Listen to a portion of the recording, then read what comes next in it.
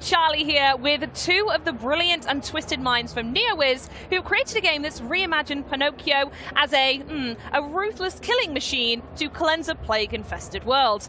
Made by the studio behind beloved fantasy MMO Blessed Unleashed, and coming from a team of developers who worked on the absolutely awesome Monster Hunter world, I am super excited about this one. Please welcome Ji-won Choi and Jason Park. Hello. Nice to meet you. I told you they were twisted. It's lovely to meet you, whoever's underneath there. This is haunting. Truly haunting. Should we have a look and see if we can find the humans underneath? Yeah? Let's go. Let's do it. Yeah. I'm going to do the slow reveal. Here they are, Jason and Ji-won. We have a joker. Hello. Nice to meet you. There they are. Amazing. They've joined us. Welcome. Now, when I think of Pinocchio, it doesn't quite look up to the trailer that we saw just now. So could you let us know where the idea of Pinocchio as a killing machine actually came from? Our team is called off, and this is the first time we've developed a single-player console game. So we needed a way to get our name out there. In order to stick in the minds of the people, our strategy was to choose a subject that was very well known, but transform it into something completely original. We eventually chose the adventures of the Pinocchio, but that wasn't a quick decision. We first thought about what features we wanted our Soulslike game to have. And the first, don't ever reference dark fantasy or medieval themes. The second, the story shouldn't be childish, and we should be able to enjoy it as adults. And last, the game should be full of adventures and unforgettable characters. This is naturally led us to Pinocchio because it matched the conditions we set. I had learned Pinocchio when I was a child, but I was shocked when I read it again more carefully recently. The adventures of the Pinocchio is definitely not a story for children, but rather like an R-rated movie for adults. It was a real pleasure to take the fantastic source material and create our own original story. Totally free. I bet it is, and now we're at Gamescom showing it off to the world. Yeah. So when you brought up the initial idea of making a game based on the story of Pinocchio, honestly, I was not convinced at all. I was thinking that Pinocchio is a story for just for kids, not sure for online Soul-like games. However, even though I read Pinocchio's story a long time ago, I remember it vaguely, so I went to the bookstore, bought the book, and read it again. And what I've learned is that Pinocchio is not just a fairy tale. It's more like a reflection of human nature, and filled with a lot of unique and attractive characters.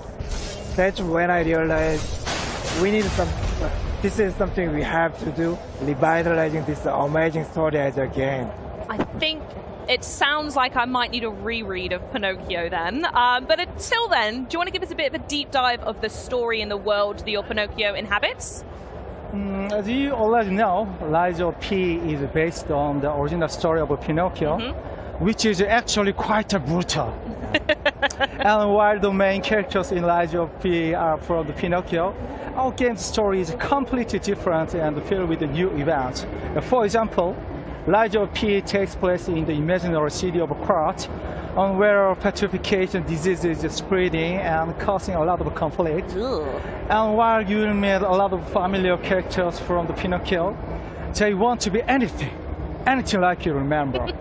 We introduced the Black Rabbit Brotherhood before, but I'd also like to tell you about Antonia, who appears at the beginning of the trailer. In the original story, Antonia is actually Antonio, Geppetto's friend. That is all I can reveal today, though, and I will save the rest for the future. I was going to say, I definitely don't remember these masks from my childhood, it's got to be said. Yeah, so me too. My favorite is Black Rabbit Brotherhood. They're also in the original story.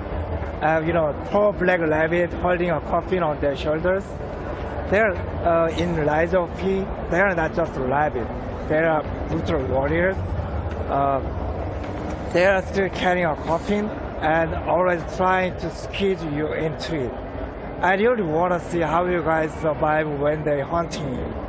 So, in order to go up against them, I have seen from the trailer so far that there are some ridiculous weapons, and you can even take some enemies to the wood shop with them, if I saw that correctly. So talk us through the combat we can expect from Lies of P, and how similar is it to the Soulslike games we've been seeing recently? I can confidently say that Lies of P is full of a unique and one-of-a-kind battle system. And the first system I'd like to talk about is the weapon combination system. Weapons are divided into two parts, the blade and the handle, and can be combined in countless ways. Each blade and the handle have their own weight, motions, features, and special skills called flavor art. Oh, okay. So players are free to mix and match and create the perfect weapon for them. It should be fun to try out more than 100 of possible combinations. Wow. And another unique system in Lies of P is the Legion arm system, which you probably already saw on the main character's left arm. Yep. He has actually body of perfect, so it's possible to modify it with the parts and use special skills. They are particularly flashy and dynamic and can also be strengthened.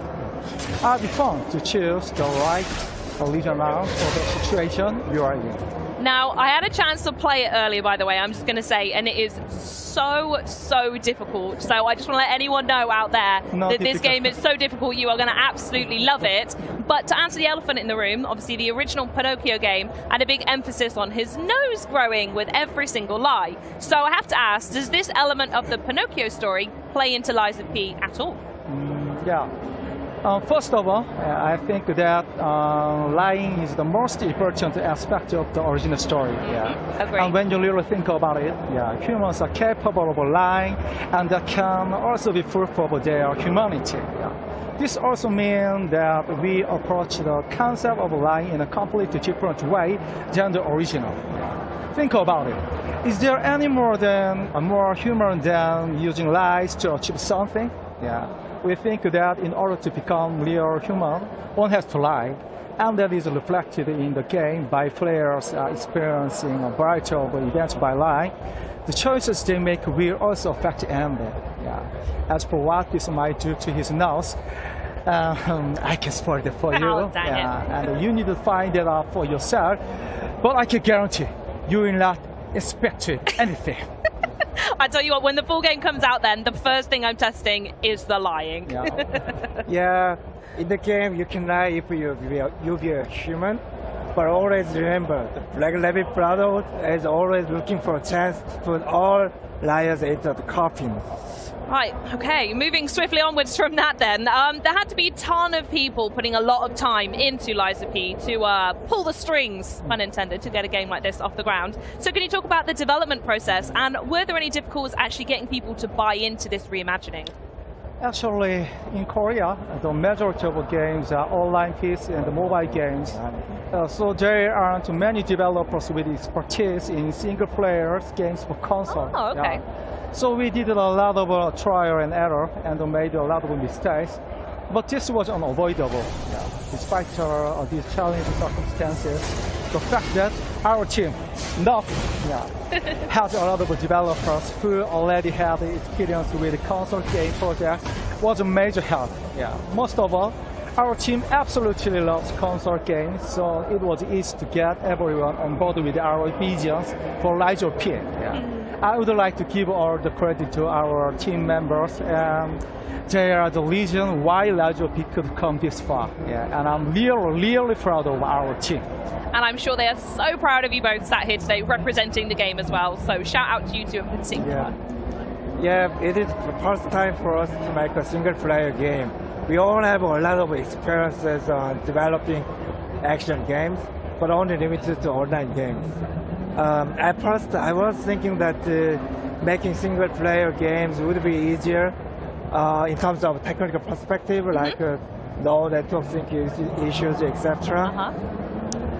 But it didn't take long that I realized I underestimated. Yeah, our game needed a lot of features we haven't even imagined when we develop online games. Okay. We only have one playable character, which is easier to make because online games normally have more than 5. Very true. But this one playable character, I mean Pinocchio, requires, I guess, 10 times more animations than the online games. Makes sense, yeah. Yeah, Pinocchio uses a lot of different types of weapons, and each weapon requires total unique animations of, total set of unique, total unique set of animation. So I have to admit, our initial plan was off in terms of estimating the cost of the animations. Yeah.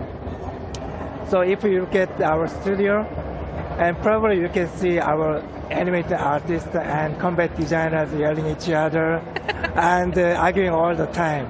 We are still in this chaos, but anyway, we are enjoying it, and definitely we will be better at planning it next time. Well, I really appreciate that you brought the chaos to us here in Germany, but before we run out of time, I do want to give you the floor to share anything you want with everyone out there about Lies of P's before its release.